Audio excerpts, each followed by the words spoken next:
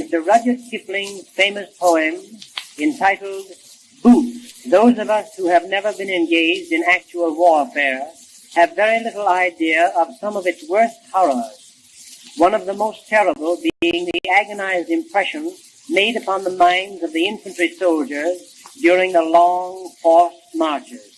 Soldiers have been known to go absolutely insane with the everlasting sight of marching feet all around them. We're foot, slog, slog, slog, slogging over Africa. Foot, foot, foot, foot, slogging over Africa. Boots, boots, boots, boots, moving up and down again. There's no discharge in the war. 7, 6, 11, 5, 9 and 20 miles a day. 4, 11, 17, 32 the day before. Boots, boots, boots, boots, moving up and down again. There's no discharge in the war. Don't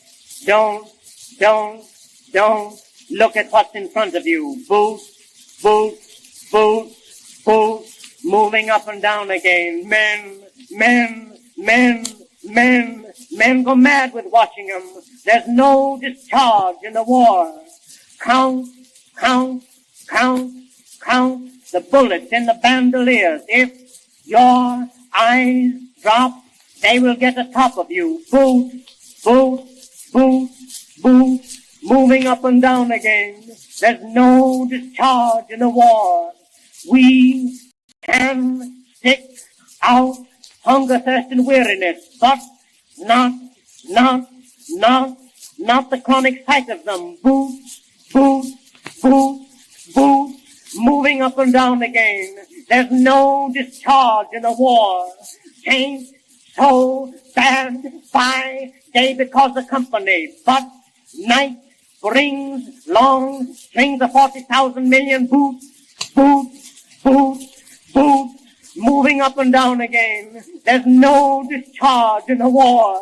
I have marched 6 weeks in hell and certify it is not fire, devil's dark, or anything but boots, boots, boots, boots, moving up and down again. There's no discharge in the war.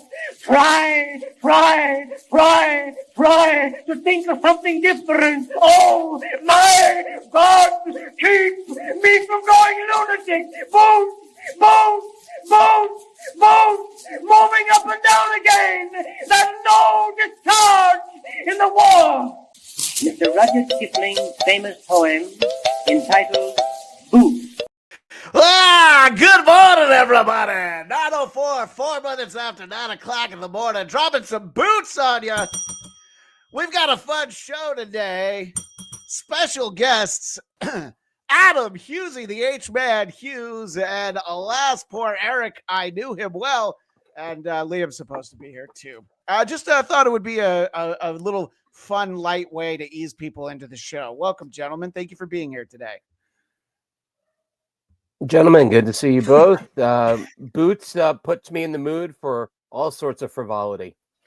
Well, I was thinking about using that the song from way back, Knockin' Boots, but I figured we would stay on brand and on theme, and but it's a fun ditty, and we're getting people in the chat. Adam Lassiter with an ahoy. And the one pun, it's the final countdown. I was able to make sure that the piece I played wouldn't get me struck, but I think Europe's the final countdown certainly would. But in any case, we appreciate you guys being here. And I would appreciate Liam being here if he comes. But, a little behind the scenes, Eric, I know last night he did something at the Upright Citizens Brigade where it's called Sketch Cram. And I did it once. They get together in the morning. Our friend Gina from Marvel Movie Talk was a director at one point. And they get together, they write a sketch in the morning, and then they cast it, and then they put it together and they rehearse it, and it goes up by midnight. But he just needs some coffee and he'll be with us. Well, that sounds like good, because if there's one thing we could all agree on that specifically in America, yesterday was a double thumbs up positive news day. So, Yeah. what better time to laugh than potentially the final day?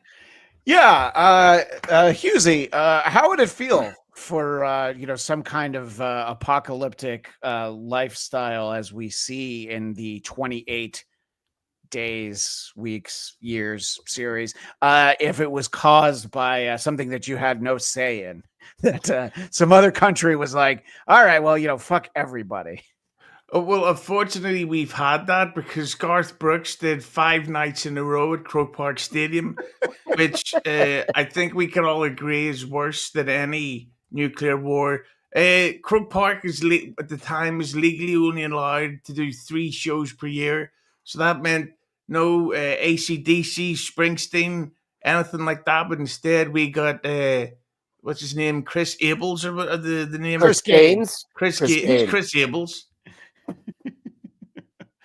Yeah, I can see that being terrible and tough to deal with for sure. Speaking of which, did you ever see the time he was on Saturday Night Live, Garth Brooks, and every sketch ended with like how this character could really sing beautiful songs? It's like, well, this is great. Well, and they also used like a stunt double so that Garth. A what word? Stunt double, so that Garth Brooks could introduce Chris Gaines. It's funny actually because in Basic Instinct, Sharon Stone had cunt double. that should be the title of the episode. Hughezy instantly came up with a better title for this episode. 28 years later. I do want to start off. I had done this research on my own, but Eric made it easier to share on the screen. So we did indeed start with you can't even really call it a piece of music. It's the poem that's in the trailer for 28 Years Later, and it shows up in the movie. It's a poem by Rudyard Kipling, and the recording is from 1915 by an actor named Taylor Holmes. And it's very eerie, it's very creepy, and I thought it would be fun to create our own countdown. Liam missed it, so we'll have to do the countdown again when he gets here so that he can tell me how clever it was. That recording's from 1915, and yet somehow I don't think it's in public domain, but I made sure that I wouldn't get struck for it, so I'm not quite sure how it works. And Barry Cohen with an important point. We'll talk about the movies at hand, but Chris Gaines was Garth Brooks' heel turn. So thank you, Barry. While we're on the topic of Garth Brooks, did you ever see his Netflix documentary? I didn't. I'm not a huge fan of Garth Brooks. You seem to punish yourself with watching a lot of him, Mr. Hughezy. Oh God, I love self-flagellation. But I watched it. It's 4 hours long. Oh no! Why would you do that? Basically about how everything he does is great, and it's very staged and acted out. Like there's a great scene where he goes to his band rehearsing, and he goes, "Hey guys, I don't mean to interrupt you, but have you ever tried this idea?" And they all go, "Gee, Garth, that's a great idea." God, your southern accent is my everything. Can you say that with that accent the whole episode, please?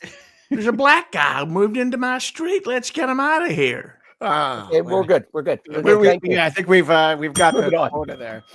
But yeah, at one point he did a concert to 1 million people. Yeah, live, and it's like so idiots.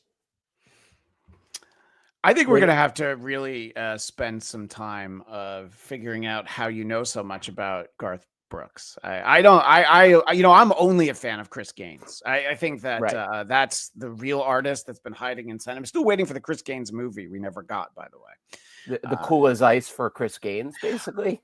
I wish. Well, as we learned from Robert Van Winkle in that movie, if you ain't true to yourself, you ain't true to nobody. Yeah. Drop the zero, get with the hero, baby. Yeah, and if there's one thing I've learned from going to see The Weeknd's Hurry Up Tomorrow, it's that these singers make the best films. We could sit here all day, and this is the thing that I find amazing. So you get Taylor Swift who could do like 70 nights at Wembley Stadium with 2 days' notice, but she couldn't sell 70 tickets for a film she's in. In fact, here's my hilarious joke. Get ready to laugh for 2 hours continuously. Can't wait. So in the Hurry Up Tomorrow, they use footage from one of the weekend's stadium concerts, like really unbelievable production. So there's actually more people in the film than actually went to see it. By the way, Barry seems to really be appreciating the Garth Brooks content. Within 5 years, Garth will be on Cameo.com doing shout-outs as both Chris and Garth. I would definitely get a Chris Gaines cameo. But there's no Chris Gaines nor Garth Brooks in any of the 28 years later, 28 days later, 28 weeks later films, unfortunately, because... it seems like Hughezy would enjoy, a rage-filled zombie maybe taking a chunk out of his gigantic 10-gallon hat or something like that. But things that we enjoy, of course, is getting a quick hello from the great Little Lemmy, whom we always appreciate seeing. Hughezy, do you have a message for Little Lemmy? And I can only imagine what it would be. I say, evening, madam. Thank you, because he's always a gentleman. Oh, your Fez. Yes. I went to see Madness on Thursday. And I got this for £8, and I'm never taking it off. Well, I mean, it's not on right now. If I'm going to put it on, it'll be hilarious. Yeah, I have a Fez out in my office, which if I knew we were doing Fezzes, I would be there. So I know that, Hughezy, this was a film you were looking forward to 28 years later. And I want to talk about sort of the 3 films in the series. By the way, the series so far, because that's another topic that we'll have. And your expectation for it was built up over not quite 28 years. They did lie to us a little bit, didn't they, Hughezy? Because the first one came out 23 years ago. I already don't like the false advertising. Yeah, I went in and I demanded a refund. I said this is false advertising and everybody's gay. Yeah, but in the mid-90s, Trainspotting came out, and that was basically like our version of, say, American Graffiti or Dazed and Confused, and it was just like everybody loved Trainspotting. And then Danny Boyle did a film called Life Less Ordinary that's brilliant. And then, of course, The Beach, and I didn't watch it for that reason. I watched it because DiCaprio took his shirt off. And then he kept making these masterpieces. The Beach is very underrated, by the way. And so then when 28 years later came out, so 28 days later came out in 2002. It was such a weird thing because he filmed it on cheap, shitty digital camera. Right. Nobody had ever heard of Naomi Harris. Nobody had ever heard of Cillian Murphy. And then this horror film came out, and it was like legitimately scary and intense and fucking brilliant and innovative. And it just became, in a way, more popular than Trainspotting because people realized this Danny Boyle can't do anything wrong. Like everything he does is working. Yeah, and I thought that rewatching it last week, I kind of forgot the way it was filmed, and our visual audience is seeing some of the footage from the film, and this was shared on social media, so hopefully we don't get a flag for it. We have to over-enunciate that word, especially if we're Skip Carey. The flag, and the it was a little inside, but so this footage of him walking around London with no one in it is incredibly eerie, and it's interesting. It's fairly well known at this point that they didn't have any permits to like close things off. So they just went early in the morning. And if there were people walking around, they like asked them, hey, can you not walk this way for a moment? And I don't know, maybe they gave them some snacks. I'm not quite sure how that part worked, but it reminds me of an otherwise forgettable film. In Vanilla Sky, there's a moment when Tom Cruise goes into Times Square and it's completely empty. And I used to work very early in the morning at 30 Rock, just on the other side of Times Square. And I had walked through it at that time. And you're like, oh, I know exactly when they filmed this because I've been standing there at this time when the sun isn't quite up on a Sunday morning when nobody's ready. And it's so effective. And considering that, I guess this would have been filmed in 2002, released in 2003. It's shot on, what were very shitty cameras by today's standards, but decent cameras at the time. But the film still looks great, I think. I don't know if either of you rewatched it in the lead up to this, Eric. Yeah, I think it also was like the right medium for the movie that was made. Like early attempts at doing video, like sometimes it became like this its own thing. Like that one Sean Baker movie he shot on like an iPhone or something. Yeah, like it became Fast and Furious 8. Yes. I think it was 6. Fast 6 was shot on the iPhone. And on the iPhone 1. Yeah. and I think like it really helps this movie that it all does look like someone picked up like a camcorder.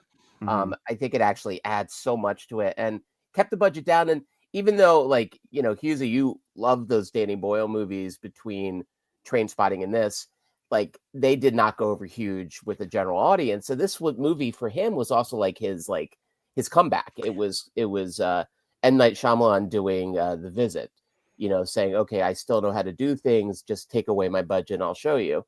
And so this movie is remarkable, like how little they spent for what they got and really like reinvented the zombie genre, which has been around forever.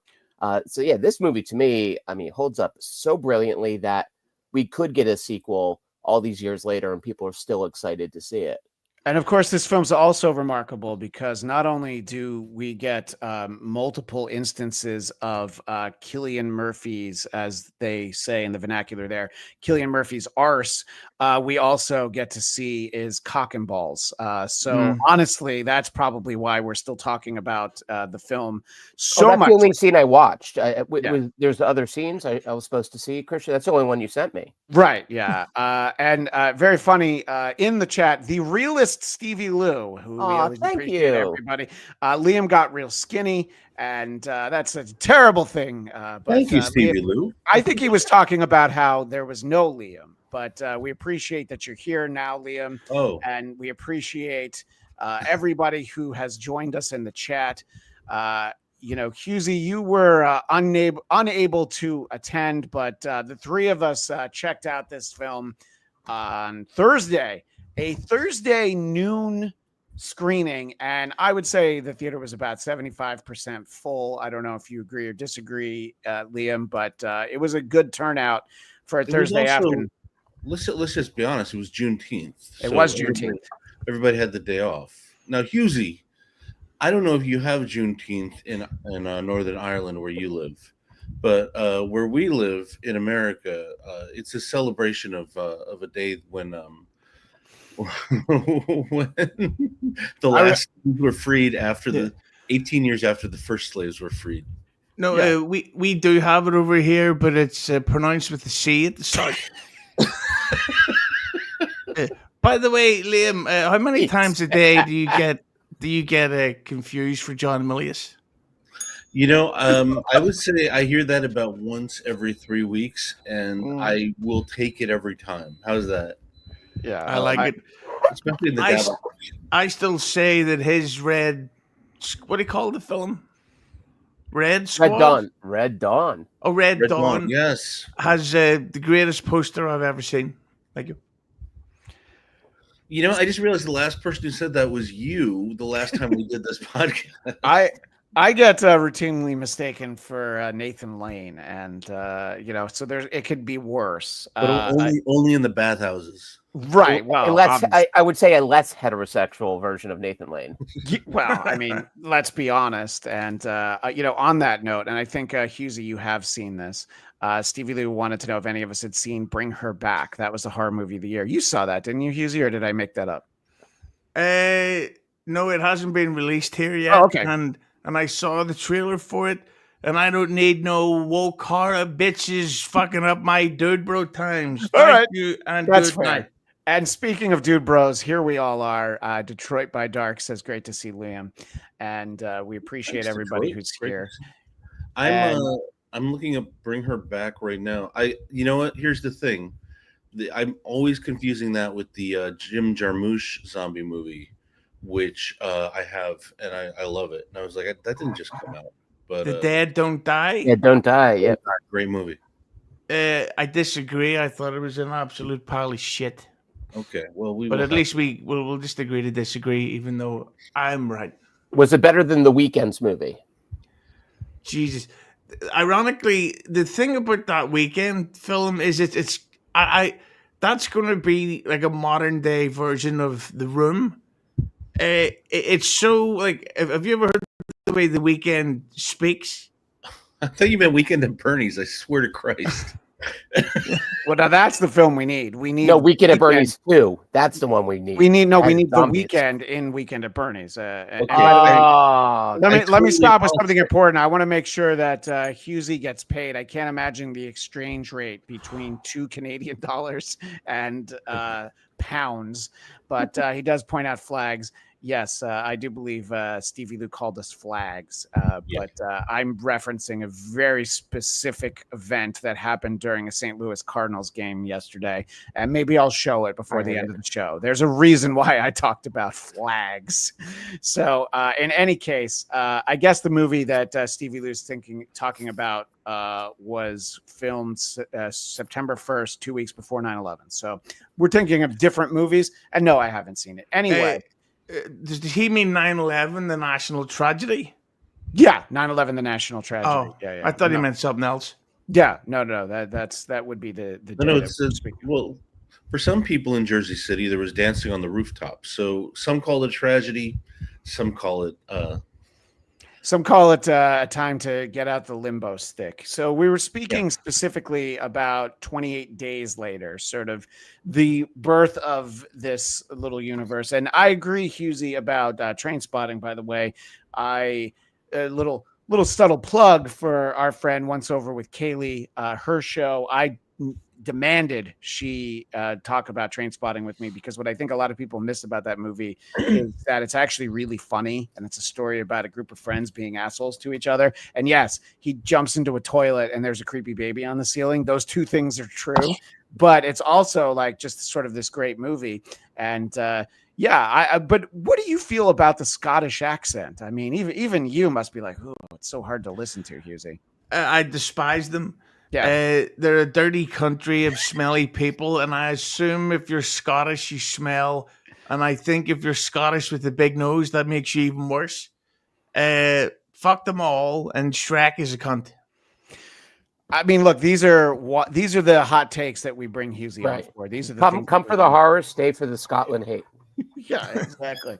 I wanted to get your thoughts, Liam, when you first saw 28 Days Later. So, we're sort of talking about the unconventional, low-budget way it was filmed, and we showed Cillian Murphy wandering around a deserted London, which is not how it'll be when Oasis is in town, right, Hughezy? I cannot wait. All right, I don't know where Eric had to go. His dog's tapping on the mic. I'm just curious. All right, you're tapping on the mic. Yes, I hear it. Okay, great, because my mic was not working before. Okay, well, good. Okay, so the answer to your question is, first of all, and here's something hilarious, is they're actually going to be releasing that on 4K UHD Blu-ray. The original. So this is a movie that was shot in 480. So I would imagine upscaling it makes it look like shit. Like, I can't imagine what a 4K re-release of this movie is going to look like, because it was basically shot on Panasonic. Sorry, I just woke up. Panasonic camcorders that you can buy, like that you could buy at Circuit City, which just for reference is closed now. Like, there's no more Circuit City.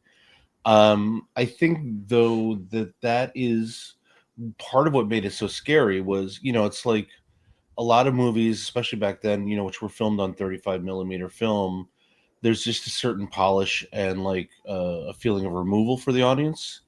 And because this was filmed on consumer camcorders, there was a real like you are there kind of feeling that a lot of major, releases don't have. It's like I think Night of the Living Dead was filmed so cheaply and shittily that it really, you kind of felt like you were watching a documentary about a zombie outbreak more than actually watching it. And so like it was scary, and you never really saw fast zombies before. Yeah. And you never saw it really kind of broke a lot of what people, especially like me who went to see movies, a lot of these zombie movies, or like rented them or whatever. Just kind of like all the rules were broken, so you kind of didn't know what was going to happen next. Like it was very unpredictable that way. Well, technically, it's not a zombie film, Mr. Expert. It's an infection film, so your bum Sure. smells, and that's that. Well, the bum It is smelling just is like probably comedy. accurate, but it is structured like, yes, technically they are not zombies, but they behave and infect the way they do. But boy, they throw up a lot of blood. I mean, that's the cornerstone of this franchise, is just how much blood is vomited throughout the course of the series. And I'm just going to adjust something I said offhand. I assumed that this film was made, the first one in 2002. The great Stevie Liu is correct. They began filming this film before 9/11, and it was kind of, some of the visuals are informed by it, sort of all the missing people, in the, I don't know, I guess that's Piccadilly. It just sort of in the town square, just all of the missing posters and all of that. So I think the visual was informed by that. And interesting that we didn't get one of these during the pandemic, because it felt like they could have really leaned into it, and maybe we got a little bit of that here. But Can I make a really funny joke real quick? please do. Those On guys, this episode, those guys throw up more blood than an Irish bachelor party. Yeah. Those guys, I was Half going to truth. say that those infected vomiting blood reminded me of my arsehole this morning after last night's party. Yeah, well, I think that you guys were basically saying the same thing. That hat didn't start red. Jacob Ryan, R.I.P. Ski Mask. Literally no good podcasters left other than Hughezy and Quadfather. I don't think anybody can disagree with that. Hughezy and Quadfather are the only two that are able to cast a pod like nobody's business. We appreciate that. I heard that Quadfather's really going to up his game, and on the next episode of BYB, he may make a comment about right-wing politics. Interesting. So- It's funny because whenever I try to get him to talk about it, he dodges the issue. So go figure. how long will it take that comment to get out of his mouth, though? Like 3 minutes? 100%. What was I going to say? What did he do an episode about Juneteenth? Quadfather, honestly, he actually took the day off. Can you believe it? Of all people, Quadfather took Juneteenth off. So I think that, obviously the initial film is set up in a way where they could have told many more of these stories. They could have done sort of the franchise angle where it's like, okay, but let's see how the infection went elsewhere. But as we find in the second film, 28 weeks later, it's really just confined to the United Kingdom. And they're like, we just keep them there where they belong, those infected, especially the infected British. I mean, there's nothing worse than being bitten by an actual Englishman, right, Hughezy? Absolutely. That's the most horrifying part of the thing. That when you see an English person smile in the film and go, "Oh my god!"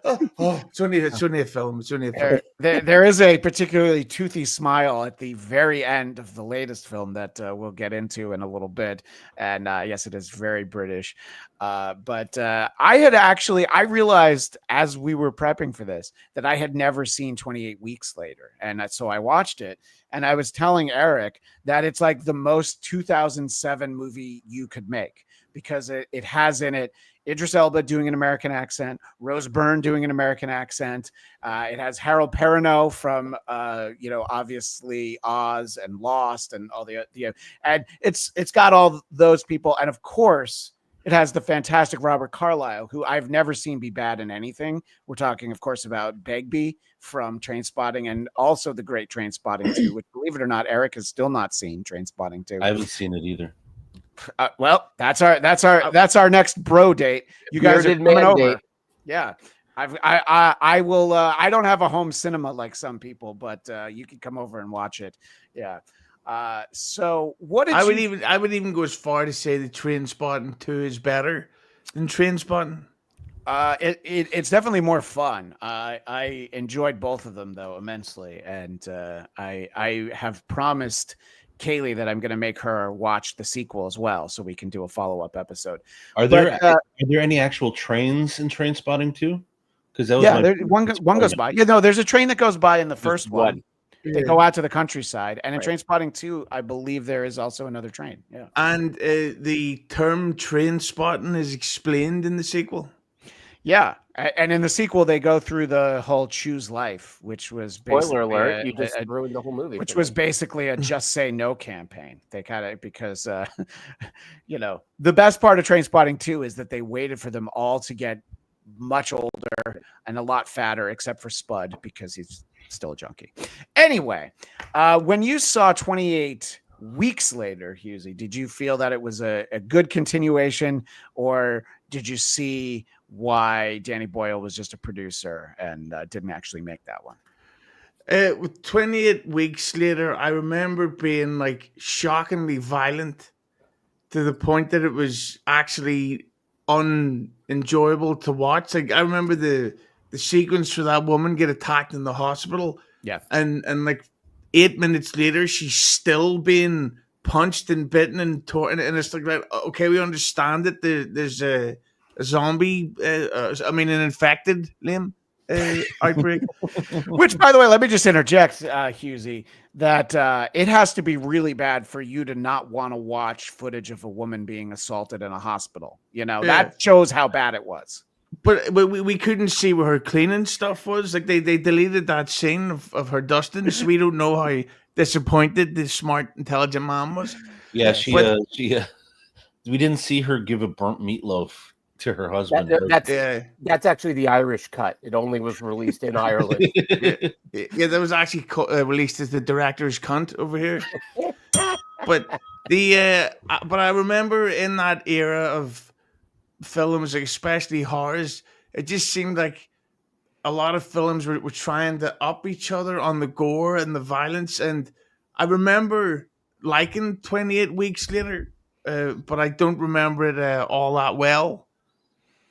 Yeah, but Eric, I believe you also just watched it. So what were some of the things that surprised you about 28 Weeks Later? And don't worry, everyone, we will talk about 28 years later, but we wanted to kind of set the stage. Yeah. Not on this show. No. That's going to be on Hughesy's channel right after this. The 3 a.m. slot he gave us. It's funny. I wasn't sure if I'd seen the film. Like that was my first thing. I'm like, it came out so long ago, I didn't remember. But then when I watched it, I'm like, oh, I did see it, because I remember that scene that Hughezy enjoyed so much. With it's not even just that woman gets beaten for like 10 straight minutes. It's also the fact that that's her husband. He gives her a kiss. She's a carrier, but isn't affected by the infection. And he is, because he's Robert Carlyle. And, when he's got a chance to beat up someone to death, he will take it. And that movie actually was better than I thought it would be, so to speak, considering I didn't really remember it. So I'm like, why didn't I remember this? And then as I'm watching, I'm like, okay, it's effective. It's not as game-changing as that first one, and it's not as elegant for me as the third one, but for what it's going after, it works pretty well. And I mean that cast, you could, Christian, you're totally right, it's like that was the cast of that moment. But it also means you've got Jeremy Renner and Idris Elba, and in essence, like Robert Carlyle, who's amazing in his little role, and his scene in Train Spotting, by the way, where he throws the drink over the balcony. Yeah. And then goes down and it's like, you hit my wife. It's like, yeah. Yeah. Like that guy in my mind, you're right. He can never do wrong. He also has never looked young ever. Like he came out of the womb looking that way. And he is such a fascinating performer. So the fact that they like killed him off was kind of amazing too. Like even that was like, okay, this movie is ahead of me. Like it goes places you don't expect it to. It doesn't quite pull off the same shock and awe as the first one, but as infected or zombie, as Liam would call the movies go, it's basically like a really legitimate one. And I wasn't sure why that filmmaker actually didn't do more after that, because I thought it's a pretty well directed one too, but I didn't see that director's name.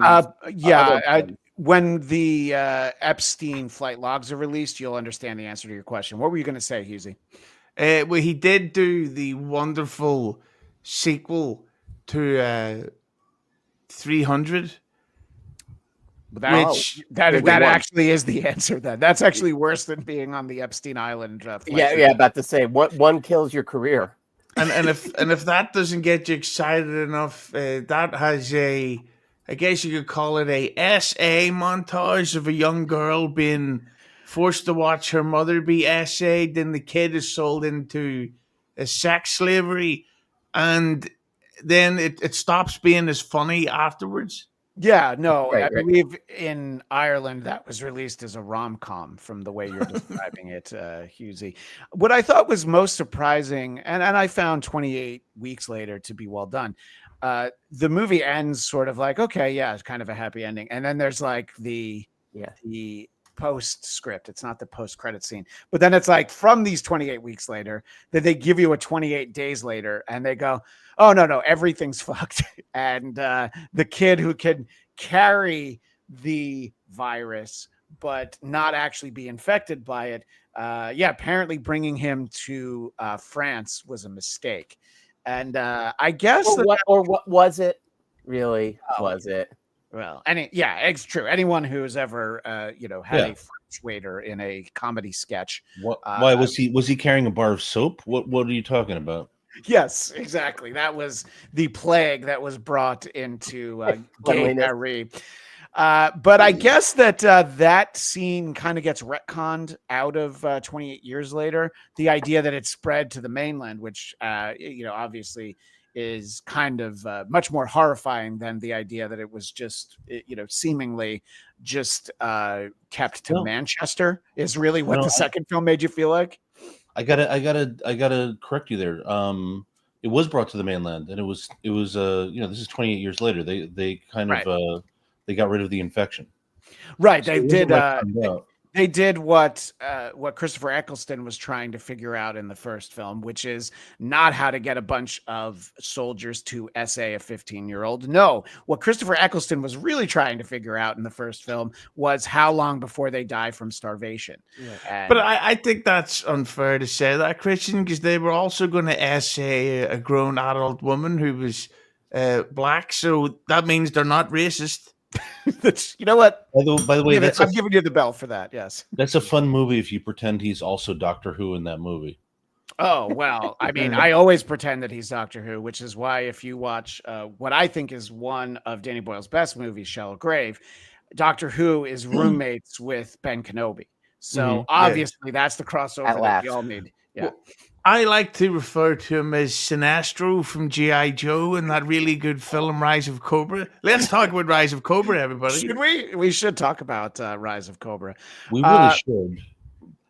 So Hughezy, Liam, you guys look the same. That's why I made the mistake. Liam, have you seen 28 Weeks Later? Even if you saw it way back when? Okay. I have not. What do you think of it? Well, I read the Wikipedia entry before seeing this movie, and I felt I made the right choice. It came out. I liked 28 Days Later, and it ended in a place that I liked it. It was like kind of the ending that you want for that movie, and just what I read about and what I saw in the trailer didn't convince me otherwise. And then I saw it was not directed by Danny Boyle, and I was like, well, fuck it then. It has nothing I want out of this movie, right? Like, yeah. Well, as we were talking earlier, once you realized you weren't going to get any Cillian Murphy dong, you were like, why should I see this movie? But you saw this movie even without there being some Cillian Murphy dong. I wanted to get through on his phone screen. Yeah, I wanted to get that. Oh, you didn't? Oh, okay. That's my mistake. I hear what I want to, Liam. We saw plenty of infected dong, though. Yeah, that's true.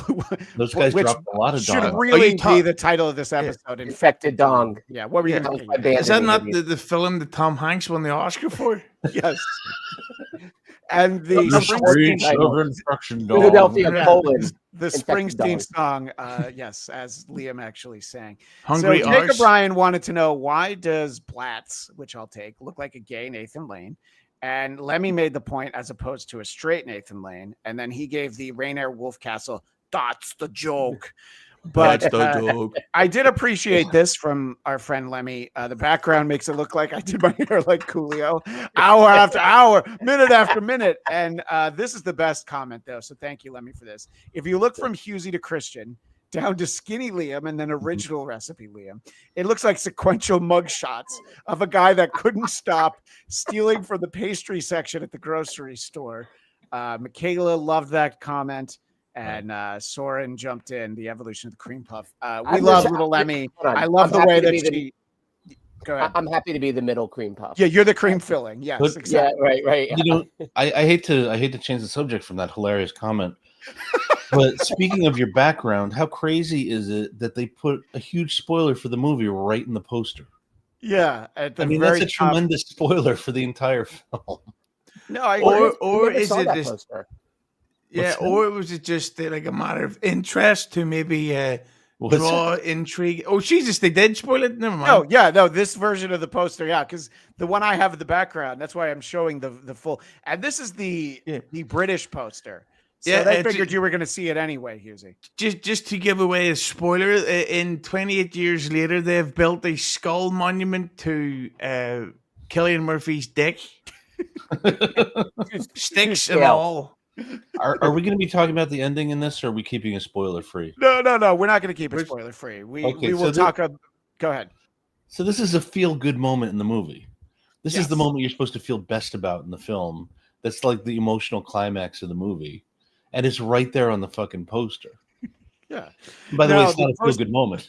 The poster we had was this one. This is the US poster. And that made us feel good, especially Liam felt me real good. These three handsome men. And by the way, let's commend Eric for living on the edge, drinking his fountain drink with no cap or straw. He's just like, no, I won't spill it. Don't worry. Christian, I have to say, I did enjoy the sight of these two gentlemen refilling their sodas on their way out of the theater. It's a long drive back. And Liam... This is Liam's playbook. He always talks about how many times I refill my cup at the theater.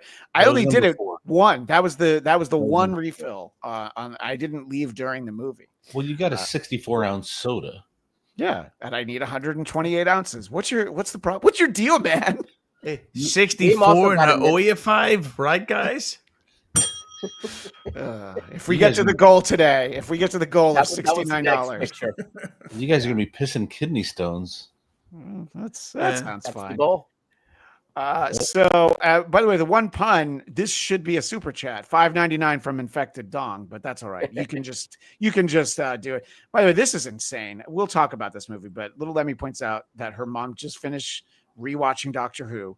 All 800 episodes. Wow. I mean, that's crazy. That's just insane. I can see why Stuttering John loved her. I did that. Little Lemmy's mom. I did that when I was 23 and it's severely depressed. Yeah. Not leaving my apartment. Well, there's, we all have our ways to pass the time. I'm not kidding. So I've never watched Doctor Who in my life. So really? Yeah, I love the theme music, but it always seemed kind of too intense for me as a kid. Yeah. And then I just didn't give a shit because it seemed too English for me. It's very English. Yeah. Don't let anybody tell you otherwise. Even my God. Even when they started letting Peter Capaldi use his Scottish accent, it was still very English, which I don't even know how that works. So 28 beers later, I know you were looking forward to this film, Hughezy, because that was when I knew, great, we're going to do an episode on this. And how did you feel that it lived up to, one, your long anticipation for it, but also I thought that it had a tremendous trailer, and the trailer, in fact, was, I don't know, it had like 3 million views within the first few weeks. And no, I don't have the stats. So Stevie Lou, if you know exactly, you can tell me. It's fine. I'm allowing fact checking on my show. I don't have a jingle about no fact checking like some people I know. So, but it got a tremendous reaction. The trailer is my point. So your thoughts on actually getting to see the film, Hughezy? Yeah, well, I had obviously I've been a Danny Boyle fan my whole life, and he'd been on a real run of stuff that I loved. From like let's just see here, like Slumdog Millionaire was great. Yeah. There was what 127 hours was great. Sunshine was great. Trance, Steve Jobs, Train Spotting 2. But then he made a film called Yesterday, which Yeah, I saw forgot about that. Yeah, I saw for the first time during the pandemic, and I actually was like one of the infected. It was so shit. I was having a nervous breakdown. It's a film about living in a world where the Beatles never existed, which we actually are. Am I right, guys? But anyway, Ed Sheeran was in it, who I hate. James Corden was in it, who I hate. The woman from Saturday Night Live who always plays the same character. It's gonna be. It has to be Kate McKinnon. You can't be anyone else. Yes. You have to be Hate more that specific. bitch. And he also did a TV show, a mini series about the Sex Pistols that was on Disney Plus for I think about 2 hours before it was deleted forever. Wow. And it was really crap. But I was going into this very high expectations because Cillian Murphy's one of the producers, and he's got a lot of pull now since Oppenheimer and winning an Oscar and stuff. And I was specifically on this day, last Thursday, I had no work to do. I was going out to see Madness later on that night. So I went to see Karate Kid, and then I went to see 28 Years Later. Let me just put a quick pin in that, because that's the doubleheader that everybody should have. Take the kids for Karate Kid and then be like, hey, let's stick around for one more film. Let's see 28 Years Later. Okay, back I'm to sorry you. to correct you, Christian. That's a classic triple header. You have Madness that night. Yeah, that's true. Yeah, and you can that's the way to tell the kid, by the way, that you're kicking him out of our house. It's actually my house, and you don't live here anymore, fucker. Exactly. How I'm not are- allowed. I'm not allowed to have baggy trousers around children anymore. Hey, Hughezy, how are Madness now that they're in their 70s? Unfucking believable. Really? I was thinking that I saw them recently, and I'm remembering I saw them 20 years ago, and they put on a great show 20 years ago. So I'm glad you were able to enjoy What that. got you beat? I saw OMD on Friday night, who are also kicking around 70, and they were amazing.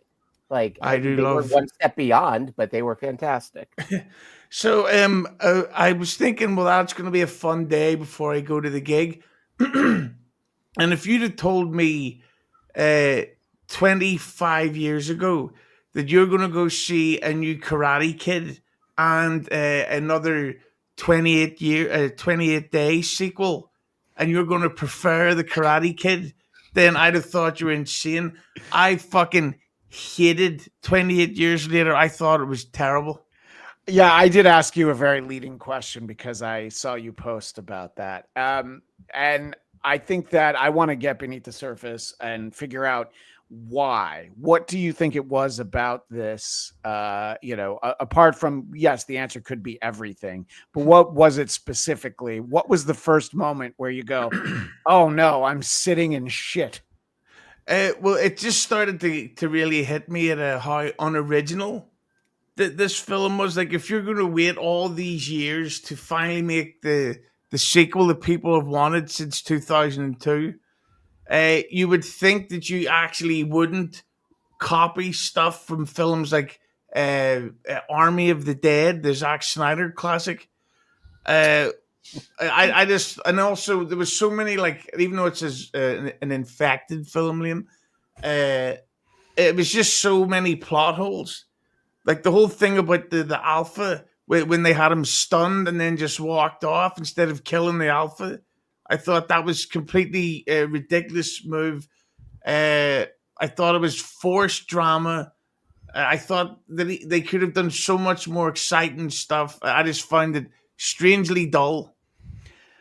But how did you feel about the heartwarming father-son, taking the kid out for the first kill of an infected person? I mean, that probably speaks to your childhood in some way, Hughezy. It does. But to me, that was another thing, that your guy Aaron Taylor Johnson. I didn't understand why they give him what would be known over here as a Geordie accent, the Newcastle accent. Like, why couldn't he just be his own English accent? So that was initially distracting. I couldn't understand that choice. Were they trying to make us think he was the kid from the beginning? Because that's what I thought when we Right. saw it. But I guess the accents don't match now that I'm saying it out loud. Yeah, that kid was Scottish, unfortunately. So that means that kid had bad BO. I Go ahead, Liam. I don't know. It's not clear. I was wondering if he's a little bit too old, but it feels like that character was originally supposed to be, Jamie. No, Jim. Sorry, Jimmy. The what do you call it? The bicycle messenger from the first movie. Cillian Murphy's Well, character. no, because that wouldn't have made sense because Right. he wakes up in the hospital. He doesn't run away from, the infected, just demolishing a group of kids that were told, just sit and watch Teletubbies and everything will be okay. That sounds like another lie from the legacy media, that if we just sit and watch Teletubbies, everything will be all right. I'm saying, like, originally, I think I think he was supposed to be in the movie, and I think so that's not entirely accurate. There is a plan there's one sequel to this that's already been shot, which we'll talk about, and they want to make another one. The next one is going to be Cillian Murphy's character story, but there was a lot of speculation that one of the infected in the trailer, this really skinny one, looked like Cillian Murphy. And Danny Boyle even said, I don't know, in some article that I've read, but I've read so many in the last few days, I'm not sure which one, said that while they were filming it, somebody leaned in and was just like, people are going to think this is Cillian Murphy. And he's like, no, I mean, yeah, he looks like him, but no one's going to. And yet everybody thought that. So so he's not in this movie. I think a lot of people started to think he'd be in this movie because he was a producer. And this is important. This is worth stopping down for. Hit that like, smash that like button. Thank you, little Lemmy. But I also thought that the ending of the film was unbelievably shit, to the point that I went to the cinema I seen it in. The screening was almost sold out, and people were laughing, and I don't think they were supposed to laugh, because not to lower the tone, because we've been so politically correct for this episode. Have you ever heard of a guy called Jimmy Savile? Well, yeah. And now I have. Yeah, that you want to talk about Netflix documentaries that are worth watching. That one is it's very rough, and I think he wasn't really known over here until the scandal. I mean, Jimmy Savile was. I don't know. I mean, I guess you could probably explain who he was better than my American accent can. Yeah. He was an SA PDF who also used to fuck dead bodies. Oh, allegedly.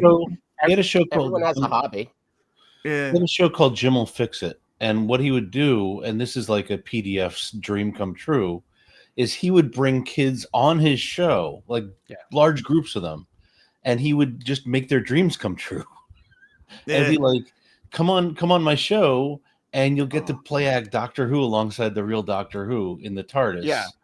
Which, by the way, I would say that Jimmy Savile was so reprehensible that even Gary Glitter was like, "Oh no, this is way too much." Gary Glitter was only on the show 12 times. Yeah, but in that documentary, there's footage of him like sitting, and I don't know, there's like a 14, 15-year-old girl, and he's literally like touching her in a way that she's very inappropriate. You can tell is very inappropriate. And she's laughing because I don't know what else you do. And it's like, so no one actually saw this. And yes, Soren. It was like a Make-A-Wish if your wish was to have your wish plus get molested. Yeah. So he also hosted Top of the Pops in addition to Jim Will Fix It. But also he was the Benny Hill of our time. Somehow Benny Hill doing all of these scripted things where he's chasing after women to a great piece of music, Yakety Sax.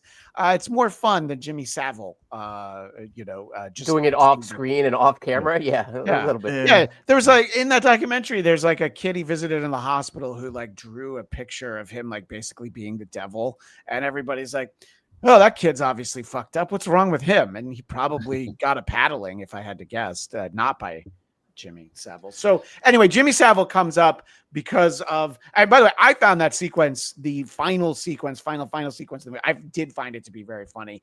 I think it was supposed to make us laugh to some extent, but we can disagree on that. Yeah.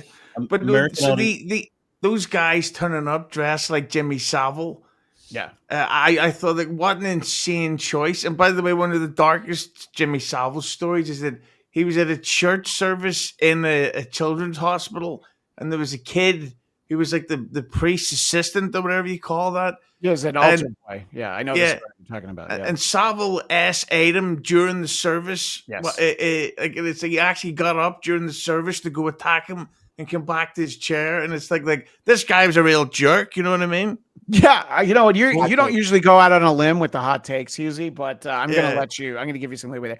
Liam, you had a thought on perhaps the way that American audiences interpreted the the Jimmy Savile force that takes out all these infected.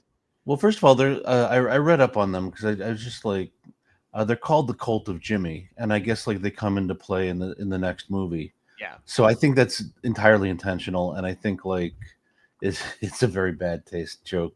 But I think American audiences could enjoy laughing at them when the golf clubs came out and they started doing kung fu with golf clubs. Like, yeah, I think that whole sequence was goofy and not at all exciting. No, well, yeah. So 28 years later, The Bone Temple. That'll be directed by Nia DaCosta, who did Candyman. That's already been shot, and it'll be released next January. So that's already happened. That's a good sign. Nia DaCosta, who did the big hit Wrinkle in Time? No. And the Marvels, right? Everybody's favorite Marvel movie, which Hughezy and I actually liked that movie. But. So Liam thinks that all female black directors look alike. Did he make a mistake about what Nia DaCosta directed? Is what I feel like is coming, Liam. Yeah. I can't remember who directed Wrinkle in Time, but it wasn't. You're right. I know. I got to start keeping my mouth shut. I'm not killing it today, I got to say. Ava DuVernay did A Wrinkle in Time. Yes. Okay. Well, thanks, Ava. Nia DaCosta did the other big hit movie. Nice lady. Yeah, that's. So wait, hold on. So Liam, who did you meet? I met Nia DaCosta. Okay. No, he met Diana Ross. Okay, that's right. Did you walk up to Nia DaCosta and say, "Hey, I love your work hosting The View"? I said, "Hey, it's really nice to meet you." That's what I said, and that's all I said. And did you say Wakanda forever as you were walking off? I kept my fucking mouth shut. I just said, it was really nice to meet. No, and I did say great movie. It was a screening by of the way, Marvels, Soren said Hughezy is like Doctor Who Cares, and I think that's important. And Liam was actually policing the chat, and I think we successfully bored Stevie Lou. So we know we're having fun here. Well, that's all right; it happens. But in any case, so. I have a friend, somebody I've known for a long time. He posted that he saw this movie and he's like, I'll save you $20. That he felt like this was a Lifetime television movie, which is a bit of an American centric reference. And I don't know. I actually thought that some of it was interesting. It is not necessarily what you think you're going to get in a follow-up to 28 Days Later. It's such an isolated, like very small story. But I could relate to the father-son dynamic of taking your kid out to shoot an infected person for the first time, because just yesterday I went out to Malibu with my son and it was like 67 degrees. That's Fahrenheit. And the water was freezing cold, but I was a good dad and I toughed it out and I stayed in the cold water. It's basically the same thing. I'm basically Aaron Taylor Johnson, except I would make a better Quicksilver. What did you think of the film, Eric? Well, I want to hear more about your adventures in the frigid waters of Malibu. There was a lot of shrinkage. Can we hear more about what a great dad you are for forcing your kid to stay in freezing cold water? No. He's been in ER ever since. It's the exact opposite. I wanted to get out instantly, and he wasn't having it. Can The I problem deliver your is- father the year mug to the ICU? The problem is Liam's so blessed that shrinkage to him is only 9 inches. Oh, hey, I'm real. Hey, Cillian Murphy. that's a reverse Hughezy. He said you have a big dong, not a Cillian Murphy dong. But anyway, The ocean was deep too. yeah. So, Eric, your thoughts on this movie as you watch it play out? I like it more. Well, okay, Hughes, you said a low bar. I liked it more than Hughes. Yeah, I sure. might have liked it more than you, Christian. But my whatever issues I have, it's because it's in some ways it's like 3 different films. So Yeah. you have one about a father-son adventure, and my sons are teenagers, so Don't forget the hysterical scene with the kids watching Teletubbies at the very right. beginning. Well, I love the idea that like they're watching Teletubbies, like, I'm going to take my chance out there instead of watching this shit or shite, as some would call it. The Aaron, now I'm going to call him Iron Taylor Johnson. Hughezy, thank you for that. That movie was kind of cool, and the idea of like what it means to survive. I love the idea that that's almost like the kid's bar mitzvah.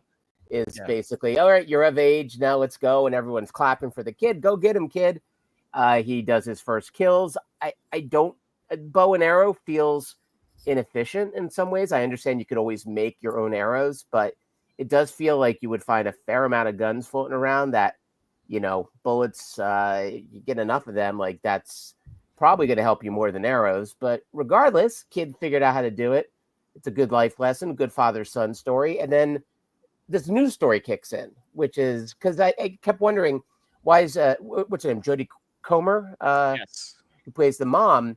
I was like, okay, it's weird. She's kind of in this kind of role of just this infirm, sickly woman who doesn't look particularly attractive, isn't showing off any part of her skin.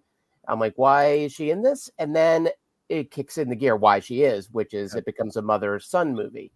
And the second movie is the one that I think, is such a different beast, and it has kind of a strange arc to it that he's like, all right, I need to save mom. I'm going to the mainland. I love that causeway, by the way. The visual of that is amazing, of just this one tract of land that gets him to the mainland. And then that idea of like, they do all this work and just to make it to the doctor's like, yeah, your mom's dying. Sorry, bro. Yeah. A little bit of an underwhelming payoff, to put it mildly. Can't do anything. Yeah. I'm sorry, Eric. No, go, Liam. I was just gonna say real quick, like, so when that second story kicked in, this is something I told Eric right after the movie. And I think I shocked you, but like, if the theater wasn't so full and it wasn't so hard to get out of my aisle, I might have left. Up until then, I was kind of going with kind of the suspension of disbelief and kind of like, okay, this is an interesting story about taking your son out for his first kill in the world of zombies, and the father-son story, and the son seeing that his father was not the hero that he thought he was, and then he's like, my mom is sick. She's barely able to stand up most days, and she doesn't know who I am. She doesn't know what the world around her is. I'm gonna take her into the world of zombies. Right. And she's gonna she doesn't get eaten within 10 minutes. Like, it's just such a big goddamn suspension of disbelief. It made me genuinely angry at the movie. Well, like, out of everything I saw, like, remember too, like she has like superpowers suddenly, which I get if your mind is going, you have moments of clarity and then moments of utter bewilderment and confusion. But she killed that one zombie with like a bag. Infected, which by the way, I thought that was like, okay, we're gonna see more of that. We're gonna see her kind of snap out. So to me, I think that was definitely a bit of a letdown, because like we get that and it's like, oh, it's cool, and they actually show us her putting his head in a bag and just smashing the shit out of him, which is great. I thought we were gonna get more of that, and we don't get that. I found Ralph Fiennes' character to be interesting, but it's always a variation on Colonel Kurtz when you have somebody that lives out in the wild. Right. And I know this is going to shock people. Brando did it better, but I was interesting, and I thought that the imagery, the bone temple, is actually kind of a very cool thing, and the way they take the time to explain it, it is kind of a respectful thing. And I forget the Latin phrase because, I never knew Latin, but, Memento Mori, which Thank is you. the title of Depeche Mode's most recent That's album, which Oh was my God. fucking amazing. Do you think Yeah. that's the only reason Danny Boyle knows that phrase? Because he probably wasn't a good schoolboy learning his Latin. Well, I think that when you think about it, the real tragedy of 28 years later is that in 2001, Depeche Mode's worst album was released. So we're now living in a world where Depeche Mode ended with their worst output. And so it's a Depeche Modeless infected world, and it's Right. very sad to think. Before the comeback. But let before me put it this way: if you look at the reverse, since 2001, U2 have put out like 5 albums. So wasn't it better to live in the time before we got 5 more U2 albums, including the one that they just put in all of our Apple Music? But Hughes, I'm going to disagree with you because, as we find out, the rest of the world is just like our modern world. Like they have iPhones, they have a modern navy. Like the rest of the world has progressed. So not only was there this huge zombie outbreak in Great Britain that did tremendous property improvement from what I could see because it looked beautiful, but also the streets. it really did. But also, it's like, and Depeche Mode kept continuing releasing albums. Like trapped. Do they all live in the U.S. now? Because if they did, then sure. They're fine. And You don't think rich people got helicoptered out as soon as the rage virus spread? Well, if Harold Perrineau was their helicopter pilot, it might not have gone well for them. What were you going to say, Hughezy? Yeah, and if you believe a lot of the stories about Martin Gore, he definitely would have, let's just say, used blood as lube to shove stuff up his own arse. Yeah, look, I think I like the metaphor that you just like. There is one scene I wanted to bring up because I wanted to get all your reactions to it. The zombie birth scene, which I literally said out loud. I think you heard me, Christian, when all of a sudden they go in and we had seen that pregnant infected before, and all of a sudden we realized she's delivering. I literally said out loud, "Oh God, like who am I?" And I thought that sequence, ridiculous as it was absolutely fascinating. Even though in the big picture made absolutely no sense. Yeah. Once again, gets back to the character making almost no sense. But that moment, holy F, like that we haven't seen before. Well, that was actually in Zack Snyder's Army of the Dead. Oh, you serious? It had that same kind of moment? Well, there was an alpha zombie who was like the leader, and he had wives that were pregnant, and she gave birth to like a zombie baby or something. And that's why watching this, I was just shocked at how unoriginal so much of the stuff was. Like I was sort of like, and there was a lot of it which weirdly felt lifted from The Walking Dead. Mm-hmm. Well, the fat zombies. I remember they had a great fat zombie. I did like when the one that Mum killed tried to eat the shoelace, right? Because we could all laugh like, look how stupid they are, and then spit it out. The Walking Dead had that one zombie that was in a well, and one of the greatest sequences in The Walking Dead when they try to pull him out of the well and he rips in half, and I'm like, dude, how is this on basic cable in America? Like that moment is such a great R-rated horror moment, but now I have to, I guess, see Army of the Dead. I just once they should. That's our own ignorance that we thought something was an original, interesting concept. But interesting that the baby's not a. I'm sorry. Go ahead. I'm sorry. I was just saying. No, I'll give you a second. It's just interesting that the baby wasn't infected because I was just like, well, I kind of wanted to see the baby bite somebody, but maybe the baby was born gay. Okay, that's entirely possible. We'll find out in the next movie. I knew I should have let you talk. That's Liam, what were you going to say? Yeah, the Bone Temple is actually a nightclub that Jimmy Savile opened up for babies to attend.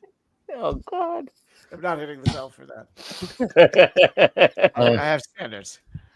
Well, what if it turns out it's an asymptomatic carrier? Oh, the baby. Actually, that would make sense that the baby would be a carrier, and then they brought it to that. Yeah, across the causeway. Yeah, no, that's actually. But judging by this movie, they won't think of that. But I was just going to say, I agree with Hughezy. This was lifted from Army of the Dead. So that first trip out, when they see, like we see the pregnant fucking infected, but also we see the dad refuse to kill the baby. There's like a toddler zombie, and the dad refused to kill it. And I was like, oh, I see where this movie's going to take us. We're going to. I was surprised that the kid's mom had a moment of lucidity and was like, I'm going to connect with this zombie as a woman and hold her hand so she can push. She's a doula, apparently, in her day job. Yeah, the infected... Doula of the Dead. That's my movie. Well, I'm writing it tonight. We do need to... Go ahead. And the other thing was when it was revealed that the dad was having an affair with the teacher. Yeah. And he was, shall we say, doing an oral upon her. Yeah. And you just think the smell must be terrible because they had one public communal shower. Yeah. And I doubt she's keeping that thing trimmed, if you know what I mean. Well, so one shower where you have to wear a bathing suit while you shower. Yeah. Exactly. Yeah. So the smell of oral sex in that film, and especially in the Game of Thrones, like, my God, everybody must have been nose blind. Look, I'm going to have to point out, Hughezy, you're going to have to take my word for it. Some people like the smell, and the stronger the smell, the more they might enjoy it. This is just something that I have heard. The one pun, I'm over the fast zombie thing. Dawn remake, half the other crap that comes out. It ruined what World War Z was supposed to be. Amazing book, phenomenal audio book, horrible movie. I do want to talk about Eric's namesake in this movie. The Swedish soldier who I think the best part of that guy was showing Spike, his girlfriend, and he's like, oh, it looks like a girl in our village who has an allergy to shellfish or whatever it was, with all the Botox and everything. And it's like, what are you fucking talking about? She's beautiful. And it did deliver the line that will stay with us forever, Eric, right? Yes, poor Eric.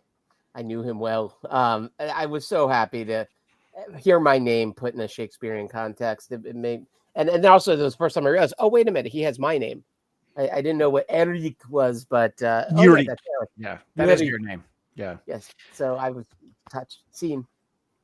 What is holding the bone temple together? Like, is it just like unbelievable luck to balance all that stuff? I believe jizz, if I had to guess. But what? That'd be hilarious. Sir, how do you get all the skulls to stay together? He goes, why, son, I wank my bollocks off every day.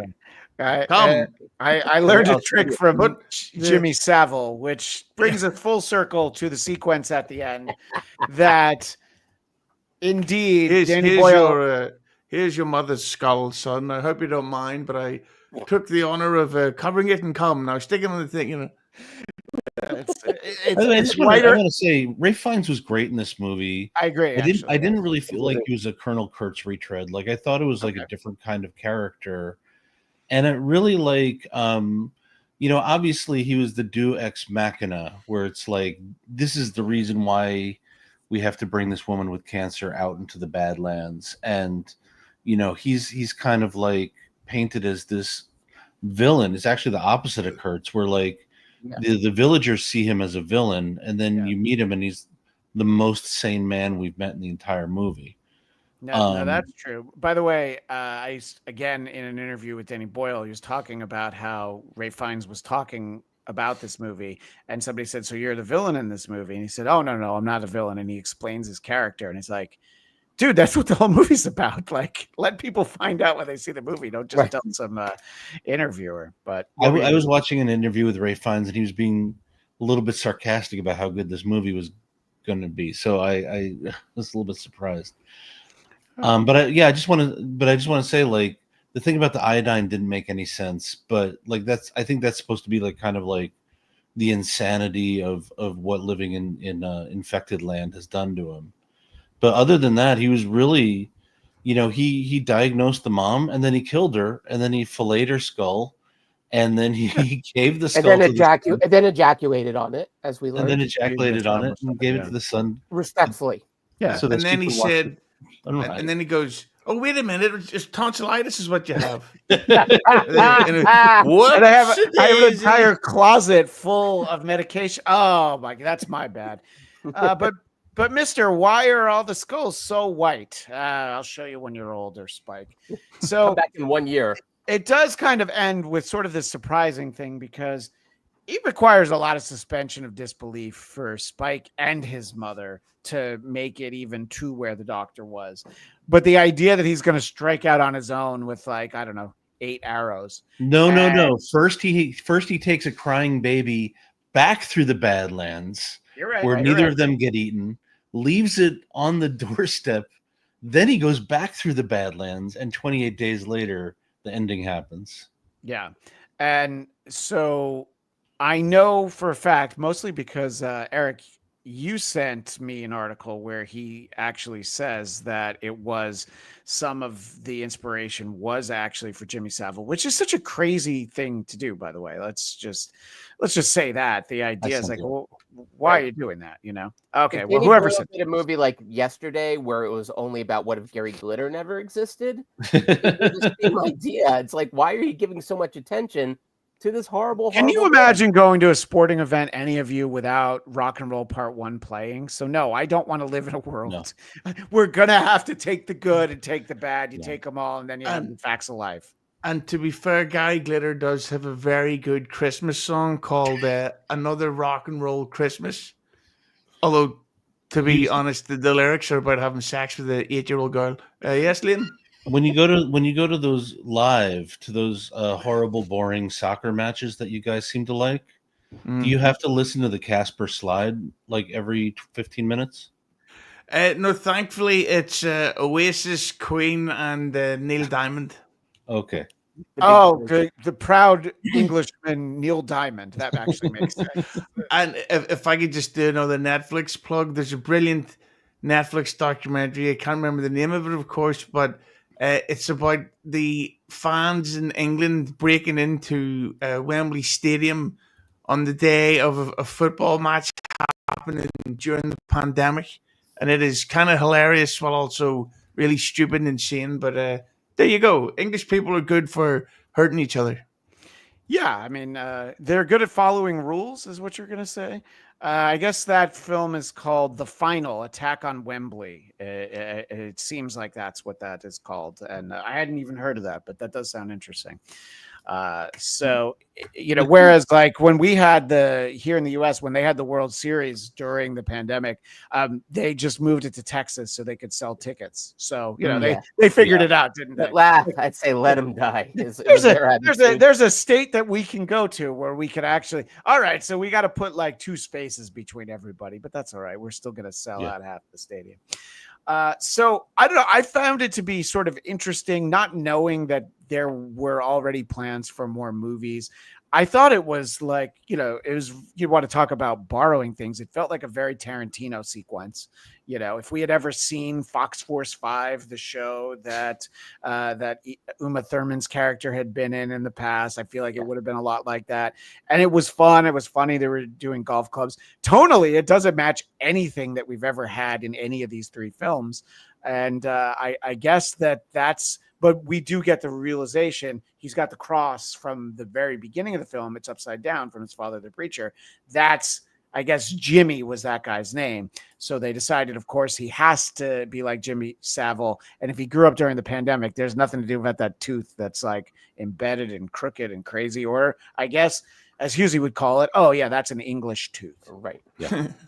I would say one of the interesting things about that was that visually it bookends the movie because we start with the Teletubbies that are kind of like the same rainbow of colors, and then it ends with the Cult of Jimmy, who are all wearing Teletubbies colors. And so, like, in a way, chromatically, you know, Danny Boyle kind of ties up the film, but otherwise, it just kind of a bad place to leave the movie. Like, you could have left the movie with them finding the baby at the gate, and I don't need a cliffhanger. Like Star Wars didn't end with Luke suddenly going, I have to get out of here and go to Dagobah and running out of the medal ceremony. Like, you can have a satisfying arc and expect people to come back for the next movie.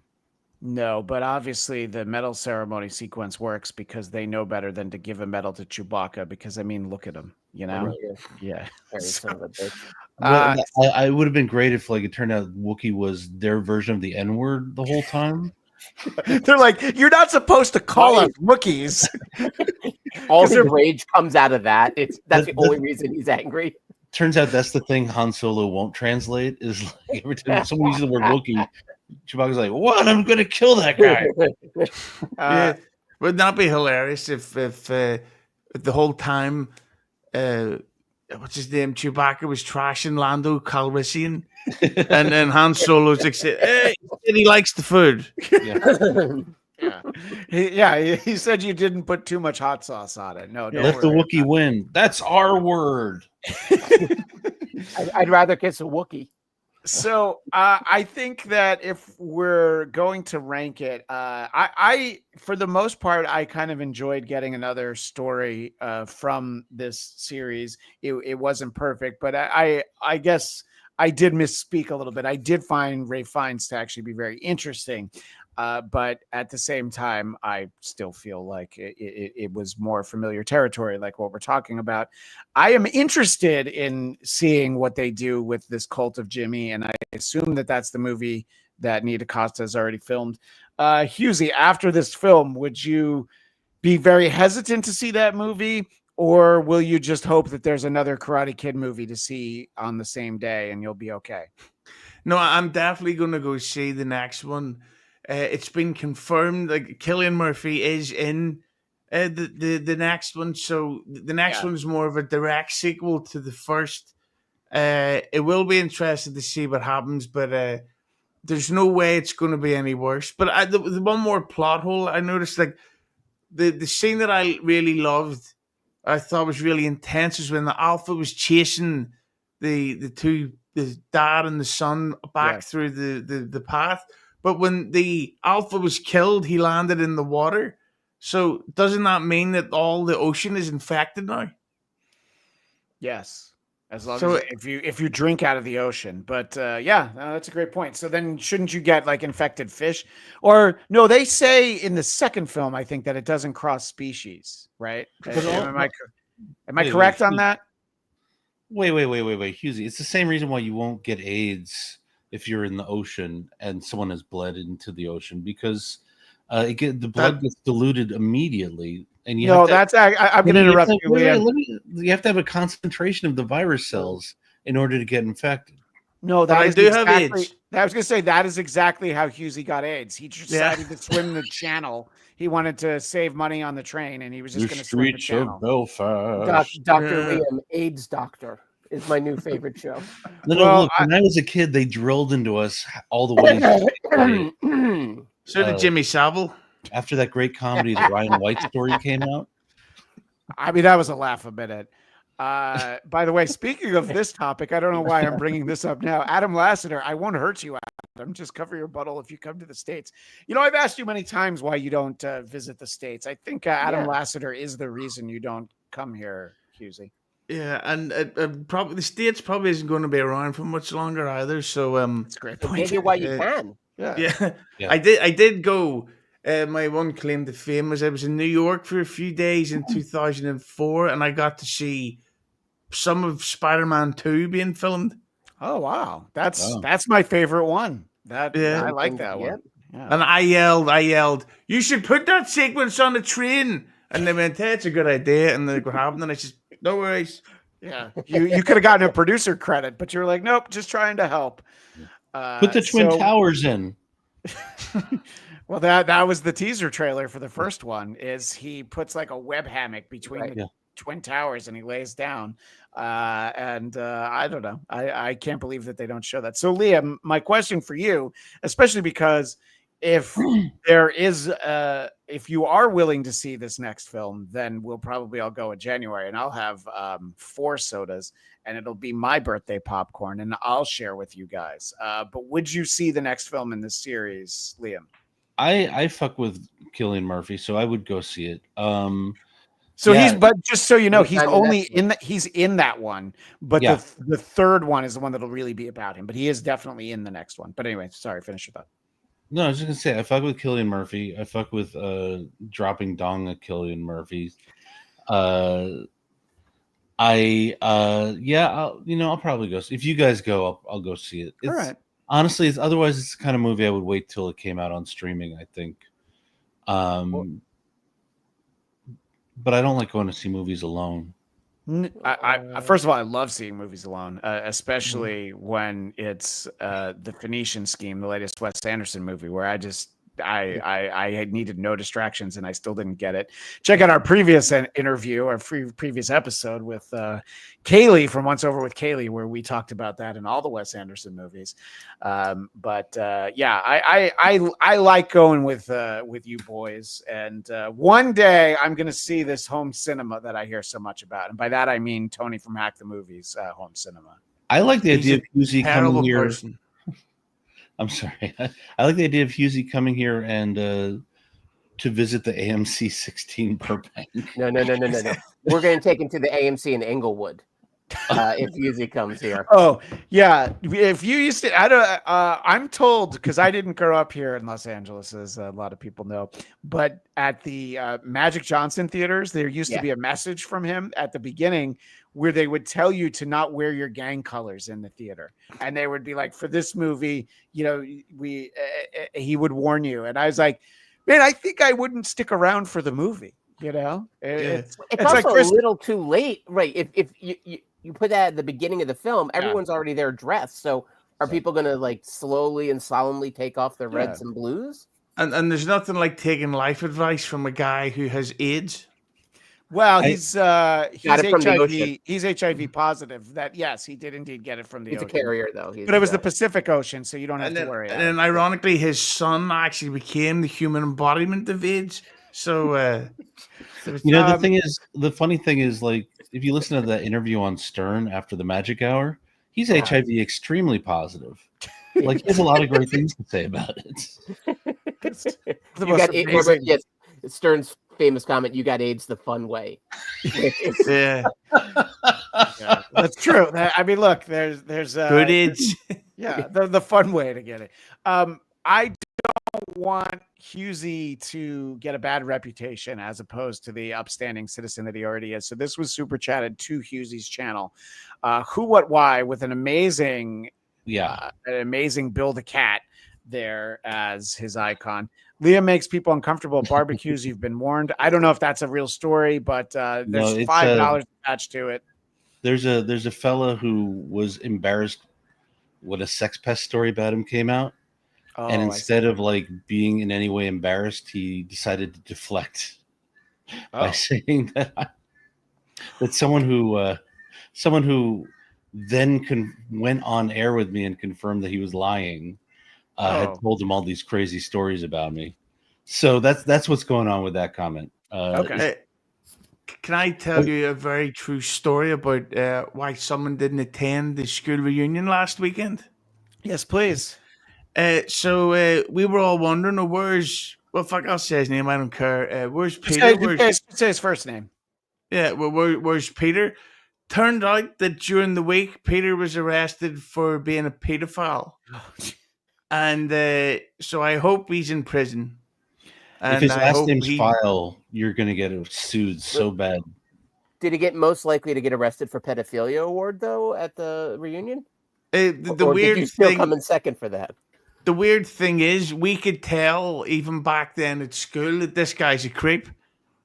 So we didn't realize that 28 years, it was going to take 28 years later for it to finally happen. Did he get did he attend university on the Jimmy Savile scholarship? Is that what happened to this gentleman, to Peter? The Gary Glitter School of Music? Yeah, he used to watch a show called Jim'll Fuck It. And Who, What, Why says Bro Watch is joking, but apparently that his comment was true. Liam, you didn't seem at all upset by that comment, and you understand it was a $5 super chat, so I had to put it up. Like I said, this other podcaster was so mad at this guy for saying that not only had he told him all these stories, which he hadn't, but that he was going to come on this guy's show and tell all these stories on his show. And it's like so he made me come on his show so that we could debunk that, because he hates the Dabbleverse. I don't know how anyone could hate the Dabble. Okay, John, but I mean, I'm sorry to get into. I don't like to get into this, but it's like, no, I'm trashing my kids. You asked. Yeah. As we're speaking about podcasts, I know, Liam, you recently posted something, and we'll wind down in a moment, but you many hairstyles ago were a guest on the WTF podcast with Mark Maron, and that show is ending, and you'll be one of, I don't know what number he'll end at, but like you'll be one of like 1,500 episodes, which when you think about how long he's done the show, that's still pretty impressive. So what was your experience like being a part of WTF with Mark Maron? Well, first I did the live show in Brooklyn, and it was a real eye opener for me, because I saw like people on the lineup, and I was like, I just as good as these guys. Why won't Mark ask me to do it? And then I asked Mark, and he immediately said yes. And I was like, oh, I'm an idiot for being mad about that. So that was a great experience. And then doing the garage, what really helped me was just before going to, the night before, I sat in my motel room and just kind of like made a plan in terms of like what stories I wanted to tell. And, I was promoting a movie that a concert film that I had produced and starred in. Tell Your Friends, the concert film, which will be going up on one of my YouTube channels pretty soon, which went to South by Southwest. And, for anyone out there who likes to say I never finish anything. And so I was like, well, how do I represent, how do I tell my story honestly while not getting too negative, not beating myself up, and also just kind of like representing the film and making sure we talk about it. And so I kind of found that like for a long form interview like that, it was just good to make a plan immediately and just stick to the plan, which was good because Mark, I think just kind of like went into it just open to talking about whatever. And it was the original garage that Obama did the interview in, and that's it. I mean, like, it's one of those things where like, it's something that people are really impressed by. And I understand why, because so many big names have been on it. But, at the end of the day, I had an individual episode among 1,500 individual episodes. And I had, like, for me, it was like a thing that I'm really like kind of treasure, in terms of like, the memory of doing it. And like, it was an accomplishment, and I really felt like good about it. But it's like, I'm no Obama, I'm no Louis C.K. No. I'm no Robin Williams.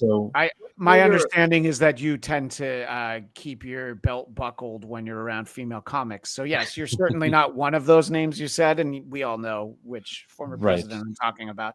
But it's still it's impressive, because it's like, a comic who was on the Johnny Carson Tonight Show once. I mean, okay, that's one episode out of 30 years, and shows like WTF and Joe Rogan Experience. I mean, it is kind of like the modern day version of those.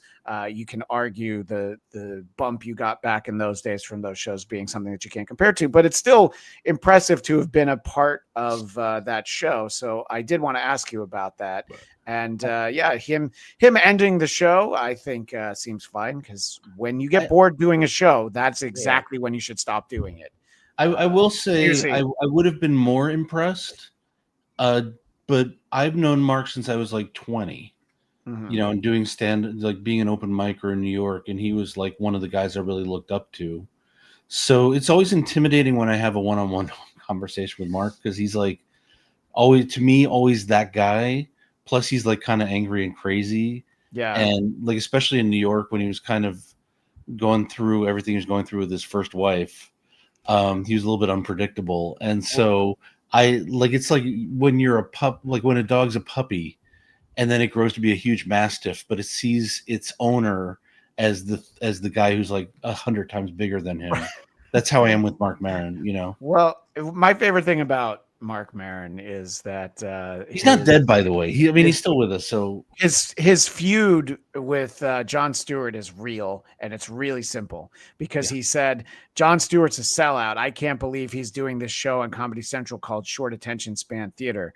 Who later went on to become a host of a short attention span theater, Mark Maron. So he's like, no, you can talk to me. You can try. Jon Stewart said, he's like, you can talk to me. You can try to make up for it, but I'm not going on your show so that you can capitalize on the fact that you were shitty to me. I do want to talk about what matters when it comes to any kind of appreciation of film. How much money does your movie make? So 28 years later, they seem excited with the $60 million, and Pixar's Elio craters with $35 million, which I believe I'm seeing later this week. But I did also take my son and a friend to see How to Train Your Dragon, the live action one. And that's not in this article, but that is the #1 movie right now. Right. Yeah. So and that is interesting. That what an exciting scene from 28 years later they've used for this this Variety article. By the way, it's like in this film they walk across some water, and I mean, look, that rope. The rope is the real star. But so How to Train Your Dragon, I guess, was the most successful over the weekend. What's interesting about? I'm sorry. I'm so sorry. No. I was literally ending my sentence. It's fine. You'd never have to apologize. Even Jimmy Savile. What's interesting about that is like those are the numbers they're expecting from the world of John Wick Ballerina. Like they're expecting a big opening like that because they're both like legacy now, franchise sequels that are action films and not for the entire family.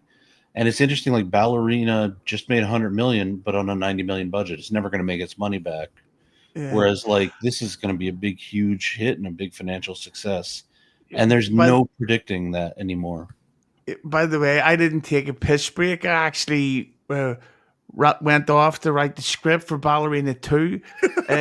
I couldn't believe how shit Ballerina was. Like, if you go see an action film and the best part of an action film is the action, then it's a bad film. Ballerina, I remember watching it thinking, this is not the storyline. There's no way. They thought, I know I've got it. You've clearly never seen Jason Statham in Crank or Crank 2 because the action sequences are the best parts of both of those films. Or Working Man. Yeah, I love the gross over the top sexual stuff. Like those women were treated like whores. So just to explain the super chat you're gonna read soon. Okay. There are people in the Dabbleverse. There are 2 dudes in the Dabbleverse who hate me, and they will chat on any show I appear on now. Okay. Christian and I? All right. So yeah. Besides Eric and Christian Bladt. So we'll get to that in a second. I want to finish this thought. Sorry. So How to Train Your Dragon is right now at 358 million, and the live action Lilo and Stitch now at 910 million. I have taken my kids to see both of those films, and I don't understand the live action remakes of animated movies, but these two fly in the face of anything I would ever say about those because of how much money they've made. So I guess we're going to see more of them. So I will read Who, What, Why's super chat, and we'll wind down in a moment. Don't worry, fellas. But I set you up because I asked you this question because I was legitimately interested. Right. You didn't say, hey, before we're done talking about this movie, can I talk about the fact? I thought it was interesting. Wait, no, that's what Liam put in the private chat. He put, hey, can we bring up that it's I know private for a reason, Eric Connor. Christian, I did this thing 14 years ago. Can we bring it up now? Yeah. At last.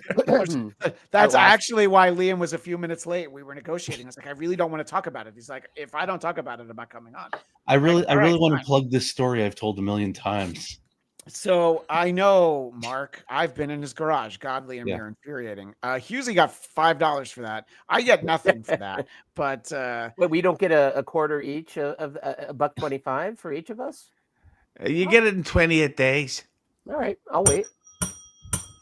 With Who, What, Why? I also know Gilbert Gottfried, but he's dead. But yeah, so anyway, so that's what's going on with these super chats. I'm glad you're making money off of it, Hughezy. Who, What, Why? Did you know I used to work for Dennis Miller? I know I don't usually talk about it. You want me to tell some stories?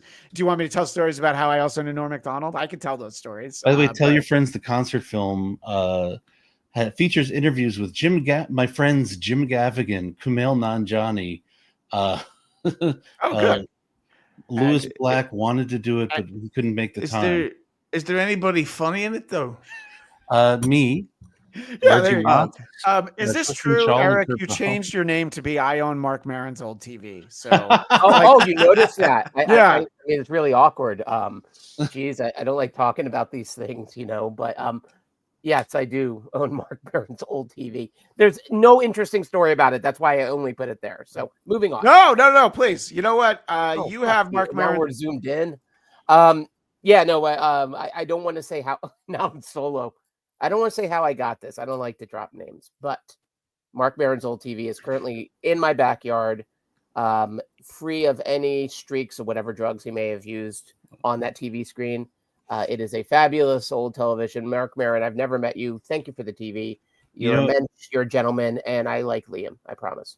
Eric, I'll drop a name for you. He is Brian Posehn's stunt double.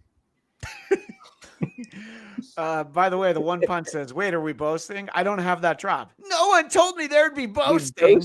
By the way, I hung out with Norm in the green room during his last ever weekend of shows in Irvine at the Improv. Anyway, let's keep going. Yeah. No, and I can talk about hanging out in the green room of David Spade's show with Norm, Dennis Miller, Kevin Nealon, and David Spade. But no one wants to hear those stories. No one wants those stories. What was Norm Macdonald's nickname for you, Christian? Did he have one? Hey, so I'd answer the phone when I was an intern. So I'd like, hey, is this Jew? Because my name's Christian. Yeah. And then there's the Norm Macdonald story that I can never tell, but I tell people off microphone. It's one of my favorite. I really can't tell it. It's not fair to a man who's no longer with us. Well, and tonight I'm seeing Dirtier Work, the R-rated cut of Dirty Work. Nice. Game, if you want to go, it's over at Brain Dead Studios. Which I have the physical media, Hughezy. I have the Blu-ray of Dirtier Work. And I will be reviewing that on our next episode with my friend Bill Narducci. If you guys see it, you probably come on with us and talk about it. But we are Dirty Work was the most important movie of 1998, as far as I'm concerned. I'll fight you. These brags are getting worse and worse. I know, exactly. Carlos Gomez, former New York Met, Carlos Gomez. That's who he has to be. Enjoying this podcast, boys. This movie sucked. Okay. So the one pun says Norm and Kevin Farley signed my Dirty Work. Don't play the music on that. I'm not. Okay. I did a show at Flappers that Kevin Farley headlined. I have a home cinema. I once got the chicken fingers at Flappers. Okay. Here's the final flex of the show. I watched Kevin Farley ask Norm for money because he needed money to borrow. And then Norm talked about it on the air when they got back from commercial. He's like, dude. Can I tell my favorite Norm Macdonald story that I heard about him? Yes, please. Have you ever heard of the comedian Fred Stoller? Yes, of course. Yeah, he's got that very unique delivery. Fred Stoller, sure. Yeah. Well, he has this story of where Norm called him and was like, "Hey, I just moved into a new house the other day. Why don't you come on over? But come in through the back, we got a barbecue going and stuff." So Fred turns up. This is pre-mobile phone. So Fred turned up at the house and he was walking into the backyard and there was nobody there. So Norm jumped on him from out of a tree and took off running because it wasn't Norm's house. Norm had pranked him. Norm was hiding in someone's garden and thought it'll be funny to get him, Yeah, I raped you just out of humor. Yeah. That's the part that hurts, is the lack of respect. That's a joke. It's a joke. That and the anal rape. What were you going to say, Liam? I do have actually a very good Norm Fred story, but I can't tell it. That's fine. No, I understand. By the way, Carlos Gomez, I read this for free. You didn't have to give Hughezy money. But stop giving Hughezy money. Yeah. The man owns a home theater. Yeah, and Adam Lassiter knows enough that he knows that I have feelings about Chris Kattan that are worse. They're worse than every Mango sketch put together. So that's he's a gay man. Well, I don't have anything to do with that, but I do appreciate all of you chatting about this movie 28 beers later. Hughezy, I think everybody should know where they can support you and your channel. Please let everyone know. Yes, go to Hughes Entertainment on YouTube. Starting July, I'm going to be podcasting and streaming much more often. I have one more gig to go in June. I'm going to see Alanis Morissette at Belsonic. Give it up for Alanis Morissette. Isn't it ironic? Great. Yeah. I'm serious. She's it's a great show, and when I saw her Garbage open for her, and Nice. it was like a tremendous show. Garbage? Holy shit! Yeah. I saw love Garbage open for Smashing Pumpkins in 1996. What do you think about that, Hughezy? I think That we're all would be old. very good. It was a great. So yeah, I'm going to see that, and also to see photographs of my. I was at a 40th birthday party last night. All the drunken sweatiness is over at Hughes Entertainment. At the Hughezy on Twitter and Instagram. And everybody wants to know, when are you seeing Oasis? August the 17th or 18th. Can't wait.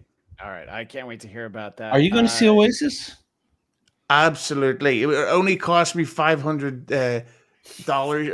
It's €500, which would probably be about $530. Yeah, Well, yeah. After what's going on in Iran right now, I believe that's $6,000, but I could be mistaken. Leah McEneany, you mentioned your channel, but you should let people know where they can find you and the great content you provide there. Not just episodes with me, but all the great content you provide there on your channel, sir.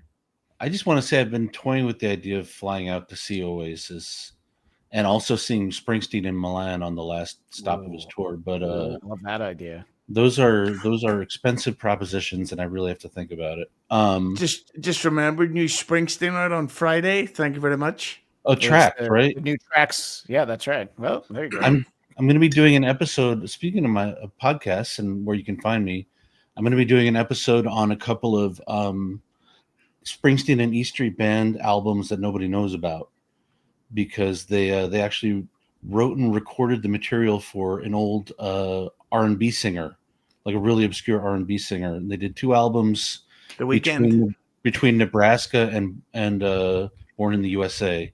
Oh, wow. And so I'm just going to talk about that and officially get my channel taken down forever, because you're going to play a lot of Bruce Springsteen music. That might be a way to get your channel taken down. I got to figure that out, because you know what, I think maybe with this these 2 albums, it won't be a problem. But there's a dude named Professor of Rock who plays all this old classic rock, and he never gets taken down.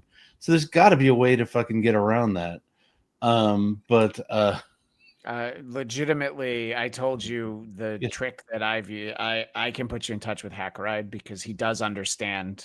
He knows how to get around some of that stuff. He's I might have to pre-record it, upload it, fight YouTube, and then just say I'm not going to get any money from this episode, and that's all right.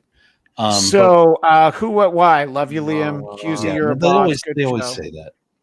But finish your promotion. Let people know the name of your channel. I think we still need. So I have 2 channels. One is youtube.com/@popculturedumpster. It's currently demonetized until I record a video groveling to YouTube. I have another one. This is Sal Governale. I just want to apologize to my wife Nancy for the Bladt incident. And then the other channel, which is What Has Liam Done, and that's where all my old films and stuff are going to go up, like my student films and everything. But also, I'm going to be airing, I think, next weekend, an old benefit. I'm finally going to get around to doing that, and then the concert film is going to go up towards the end of the summer, and so that I'll be promoting that more when it comes up. And your next channel will be called Liam Can Fix It, I think, is a new series you're going to be working on, but it's not ready yet. I'm doing a whole channel bragging about how I used to hang out with Mark Maron, but we haven't talked in 8.5 years, so I don't know where we stand anymore. Yeah, and I'm glad you saw the one pun in the chat, Hughezy. Where's the Fez? So, Eric Connor, what would you like people to know where they can find you, including, of course, Marvel Movie Talk and the Geekscape Book Club over on the Geekscape channel. We'll be doing both of those on June 30th, talking about the television series Ironheart and talking about the comic book Superman for All Seasons. But what else do you have now that I've said what your plug is? Yeah, basically, I'm Christian's gimp. He just sort of unleashes me whenever he needs me. Liam, I think you should just do a episode about Lucky Town. Not even Human Touch Lucky Town, just Lucky Town. Bruce's probably his best album, right? I mean, the only album that matters. And no one would strike you for playing a song on that. I would say Tunnel of Love, but I get where you're coming from. I'm going to do a whole episode on 57 channels and nothing on. Nothing's and trying on, to explain to people the idea of one, what channels are, and then also the point that we only had 57 at one point. Hughezy, that might even be crazy to you because I know that you're just a kid.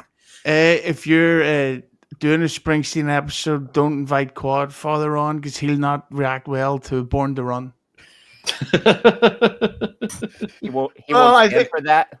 By the way, the East Street Band, they were in a fight with Springsteen's manager at the time, so they couldn't record for legal reasons, and so they just put all their energy into recording a single with who did Be My Baby? Phil Spector, definitely Phil Spector. Regina Spector, right?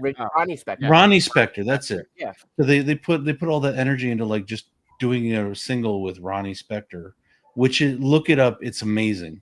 It's like I will. A really great single. And Liam, you'll play it on your channel and then wonder like, wait, why don't I have a channel anymore? Why did into the ether? Why did the people who actually subscribe to my channel get their memberships refunded? Adam Lassiter, jolly great show. Call Eric Zane a cunt on Tuesday. I mean, it's Tuesday, so obviously it'll be a day that I call Eric Zane a cunt. That show, Who Are These Broadcasters? We will be doing our 100th episode on Tuesday, July 1st. And literally people said it wouldn't last 3. So please enjoy. We have a huge, big surprise guest that I'm not going to say who Carl. it is until they show up. No, somebody that people actually want to see. Mark Maron. Mark Maron's TV. You can have Mark Maron's TV will be in the background. Jimmy Savile. No, but I think I could get Gary Glitter, right? He's still alive. He's just in jail. Yeah, thank Christ. You can get his glitter. Yeah. So, who shockingly was arrested for child abuse again. Again? The day he got out, I believe, wasn't it? Literally that day, he was arranging some kind of liaison. And of course, you want a party. The Bladtcast, Bladtcast. That is your one-stop shop for overly long episodes where we make each other laugh and read super chats. And we all brag about our show business friends, whether they're a TV or a comedian who has passed on. We all do those things.